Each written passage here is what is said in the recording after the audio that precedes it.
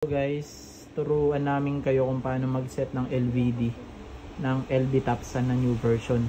And effective din to dun sa old version. So, may sikreto kasi dito sa LVD nya. So, ayun, papakita natin. So, meron lang inaccuracy pagdating sa LVD nito. So, eto, set natin. So, set muna natin siya ng battery mode. Itong PO5, kung naka gel battery ka, ito kasing LB Tapsan na to, tawag dito, advanced to ng 0.5 volts. So kung gusto mo siyang i-cut off ng 12 volts, so isi-set mo siya ng 11.5. So set muna natin yan, PO5. Tingnan natin kung totoo nga ba. Ayan. So, tingnan natin kung magre-react siya agad sa dapat 12 volts. Ayan o. Tingnan natin targetin natin yung 12 volts.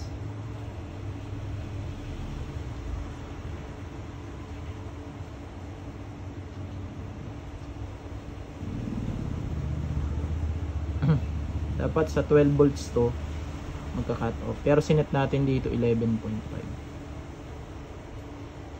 12.3 na doon.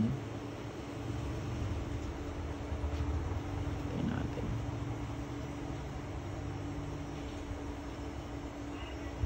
12.2.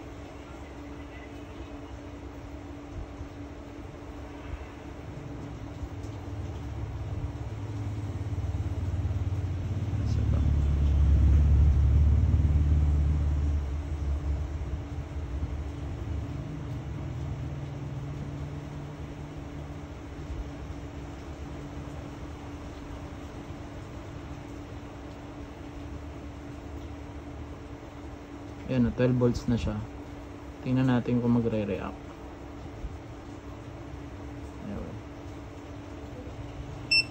Ayan o. So tama nga, 11.9. So cut off niya. Kung iseset mo is 11.5. 11.9 ang cut off niya. So ayan, ganun lang gagawin niyo. So kung gusto niyo siya mag-cut off ng ganun, so ito is advance ng almost 0.5, 0.4 to 0.5. Pero dito sa meter ko nasa 12.2. Ito kasi 12 volts na yung reading. So hindi ko alam kung ano yung mas dito accurate. So ayun lang, kasi kung i-set niya siya ng 12 volts, in 12.5 pa lang magka-cut off na siya. Ganun siya. So, konting tip lang naman. So, taas na natin. So, ayun, okay na siya. Ito kasi is LiPo 4 to Ang cut off ng LiPo 4 is 12.6. So, set natin siya ng 12.2.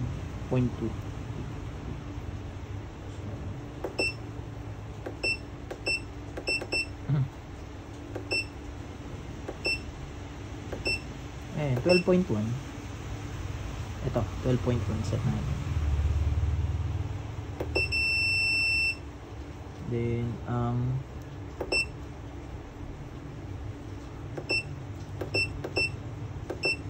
ito yung recovery niya. Ano tayo? Charge 40A. So, AC charging. Set lang natin yan ng 50-50.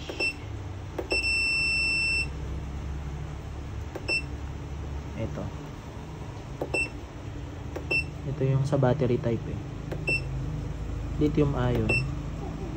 Naka LB Tapsan kasi siya. Maximum niya is 14 as per manual. Pinaka safe. So ayun, okay na siya agad. Ganun lang siya kadali, guys, sa pagseset. Thank you.